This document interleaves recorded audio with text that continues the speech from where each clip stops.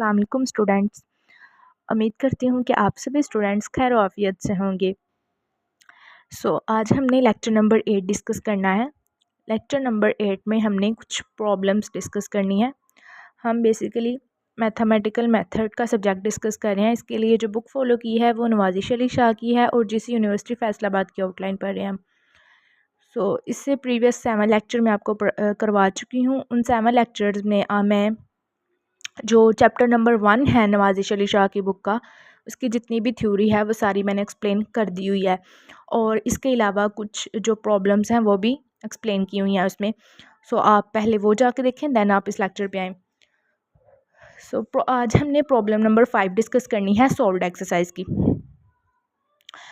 Question है हमारे पास, find the differential equation. कहता है कि डिफरेंशियल इक्वेशन फाइंड करो फ्रॉम द रिलेशन। एक रिलेशन हमें गिवन है ये वाला और कह रहा है कि इसकी आपने डिफरेंशियल इक्वेशन बनानी है, मतलब इस रिलेशन को कन्वर्ट कर दें, इससे फाइंड करें डिफरेंशियल इक्वेशन।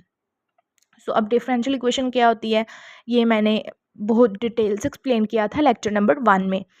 आप अगर आपको इतना आइडिया नहीं है कि डिफरेंशियल इक्वेशन क्या है तो आप लेक्चर नंबर 1 ले लें। उसमें मैंने अच्छे से एक्सप्लेन किया हुआ है डिफरेंशियल इक्वेशन को भी और साथ ही इसकी टाइप्स को भी डिस्कस किया गया लेक्चर नंबर 1 में। Where A B and C are arbitrary constants.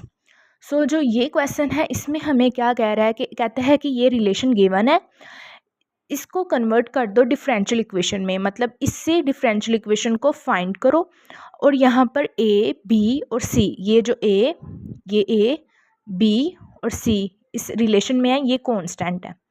ठीक है, अब जितने भी लेक्चर हैं उन सब लेक्चर में मैं एक बात बार बार कर रही हूँ कि जब भी हमें कोई रिलेशन गिवन हो और कहा जाए कि आपने इसकी डिफरेंशियल इक्वेशन बनानी है, आपने सबसे पहले क्या चीज़ देखनी होती है कि उसमें नंबर ऑफ़ कांस्टेंट कितने हैं। यहाँ पर अगर देखा जाए तो ए बी और सी यहाँ पे गिवन भी है, ए बी और C are arbitrary constant, A B and C constant है। 3 नंबर ऑफ़ कांस्टेंट है, इट्स मीन्स कि हमने 3 टाइम इसको डिफ्रेंशिएट करना है। सबसे पहले स्टार्ट करते हैं। हमने इस रिलेशन को एज इट इज़ लिख लिया, इक्वेशन नंबर 1 का नाम दे दिया। अब इसको डिफ्रेंशिएट कर देंगे एक्स की रिस्पेक्ट से। एक्स की रिस्पेक्ट से डिफ्रेंशिएट किया तो 2x + 2y। अब एक्स की रिस्पेक्ट से है तो यहाँ पे 2x जस्ट आएगा। अब y का साथ डेरिवेटिव भी आएगा, 2y dy/dx plus 2a x का डेरिवेटिव 1 प्लस 2b y का derivative dy/dx plus constant c जो है वो कांस्टेंट है, कांस्टेंट का डेरिवेटिव क्या होता है 0 = 0। अब कहता है कि ये वाली जो हमारे पास एक इक्वेशन बनी है, इसको अगर हम 2 से डिवाइड कर दें इस पूरी इक्वेशन को, तो हमारे पास ये बच जाएगा x + y dy/dx plus a plus b dy/dx = 0। Equation number 2 का नाम दे दिया इसको। अब इस इक्वेशन को हम अगेन डिफ्रेंशिएट करेंगे। अगर आप देखें तो आपने 1 टाइम डिफ्रेंशिएट किया था तो इसमें कितने नंबर ऑफ़ कांस्टेंट बच गए, 1 और 2 में मीन्स ए और बी, 2 नंबर ऑफ़ कांस्टेंट इसमें हैं अभी भी।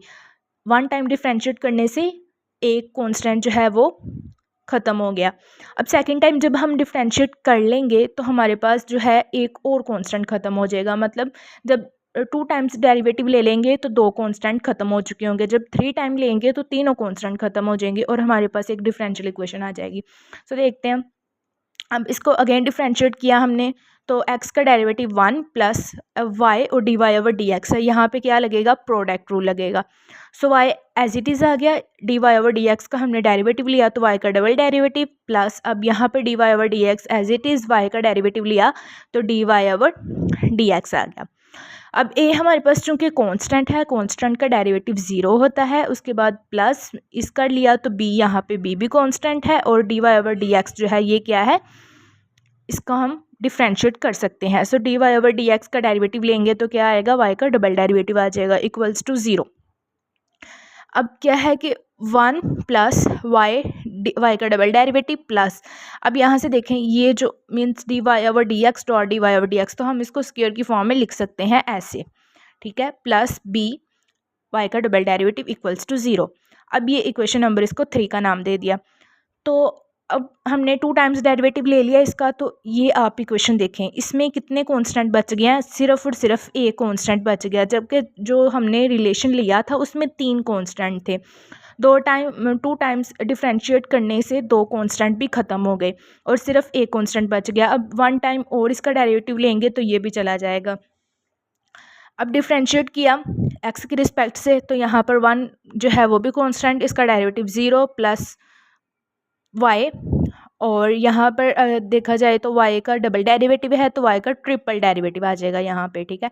3 टाइम्स डेरिवेटिव मीन्स जो y है वो 3 टाइम्स डिफ्रेंशिएट हो चुका है यहाँ पे।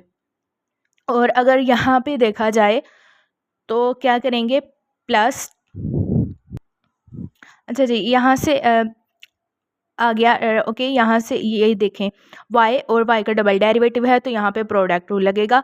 अच्छा, y एज इट इज़ आ गया और y का यहाँ पर जो है वो ट्रिपल डेरिवेटिव आ गया, प्लस अब ये वाला जो y है इसका डेरिवेटिव लेंगे और ये एज इट इज़ रहेगा, ये एज इट इज़ और इसका डेरिवेटिव y का लिया तो हमारे पास dy/dx आ गया। उसके बाद देखें प्लस, अब पावर क्या है 2 स्टार्ट पे आ गया और dy/dx आ गया, और अंदर वाले का डेरिवेटिव भी लेते हैं तो इसका y का डबल डेरिवेटिव आ गया यहाँ पर, प्लस b, और यहाँ पे y का डबल डेरिवेटिव है, 1 टाइम और डेरिवेटिव लेंगे तो ये y का 3 टाइम डेरिवेटिव आ जाएगा इक्वल्स टू 0।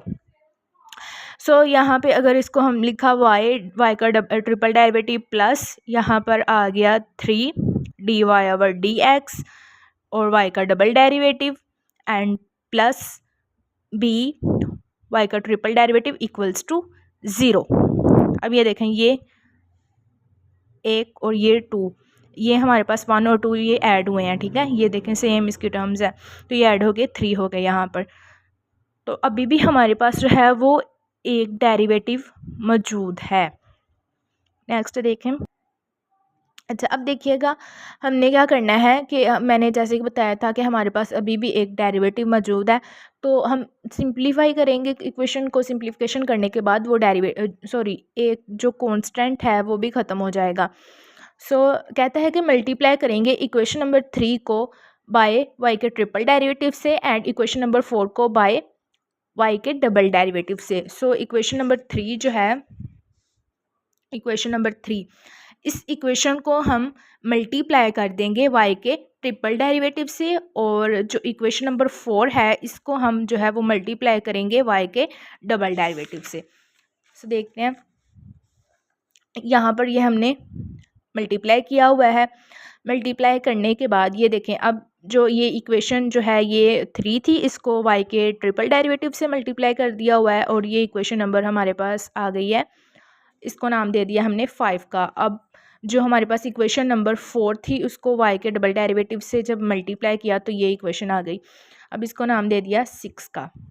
ये आपने अच्छे से चीज़ें साथ साथ आप करते जाएं, मल्टीप्लाई आपने करके देख लेना है। अब हमने क्या करना है कि जो इक्वेशन नंबर 5 है इसमें से हम सब्सट्रैक्ट कर देंगे इक्वेशन नंबर 6 को, ठीक है। तो अब यहाँ पे देखें, सिंपल कुछ भी नहीं किया, जस्ट यहाँ पे हमने माइनस किया हुआ है इक्वेशन नंबर 5 को इक्वेशन नंबर 6 को इक्वेशन नंबर 5 में से। यहाँ पर अगर देखें तो ये इक्वेशन नंबर 5 है, ये इक्वेशन नंबर 6 है। यहाँ पर माइनस कुछ टर्म्स जो हैं वो कैंसिल हो रही हैं, जैसे ये टर्म्स कैंसिल होगी, ये वाली टर्म कैंसिल होगी, तो बाकी जो टर्म्स बच जाती हैं वो ये वाली बच जाती हैं, ठीक है। आपने इनको आप साथ साथ करते जाएं, रफ कॉपी लें और यहाँ पे इसको सब्सट्रैक्ट करके देख लें। बाकी क्या बचेगा, y का ट्रिपल डेरिवेटिव प्लस dy/dx का स्क्वायर और y का ट्रिपल डेरिवेटिव ये वाली टर्म, और उसके बाद माइनस प्लस माइनस था आ गया यहाँ पर और ये वाली टर्म आ गई, बाकी सब कुछ कैंसिल है इक्वल्स टू 0। अब यहाँ से उन्होंने कुछ जो कॉमन आ रहा है वो कॉमन ले लेंगे।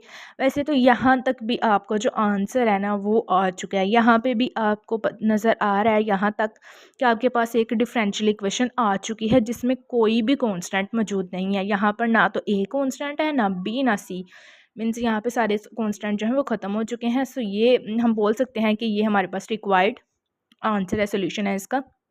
अगर आप मज़ीद इसको सोल्व करना चाहें तब कर सकते हैं। यहाँ पे आपने सिंपल क्या करना है कि जो टर्म यहाँ पर कॉमन आ रही है, तो यहाँ से अगर देखा जाए इन दोनों में से, तो y का ट्रिपल डेरिवेटिव कॉमन है, तो यहाँ पे 1 + dy/dx का स्क्वायर आएगा और ये कॉमन आ जाएगी चीज़, और ये as it is equals to 0। ये हमारे पास जो है वो रिक्वायर्ड डिफरेंशियल इक्वेशन है जो उन्होंने कहा था कि आपने फाइंड करनी है उस रिलेशन से। तो ये हमारे पास इस क्वेश्चन था एक।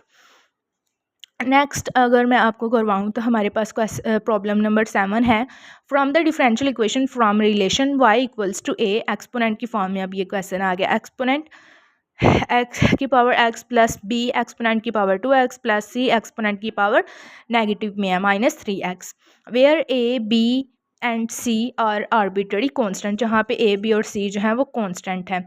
सो ये क्वेश्चन भी जैसे ये वाला क्वेश्चन मैंने आपको करवाया, सिमिलर वही क्वेश्चन है, जस्ट यहाँ पर जो ये y की वैल्यूज़ है, y की वैल्यू है ये थोड़ी सी डिफरेंट है, एक्सपोनेंट की फॉर्म में है।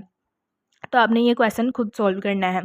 अगर आपको इसमें कोई भी प्रॉब्लम हो, अगर आपको नहीं समझ आ रही तो आप कमेंट बॉक्स में बताइएगा, आपको इसका भी जो लेक्चर है वो मिल जाएगा। ओके, सो ये आपने खुद करना है, होमवर्क है आपका। नेक्स्ट हम आ जाते हैं लीनियर डिपेंडेंट्स एंड इंडिपेंडेंट्स पे।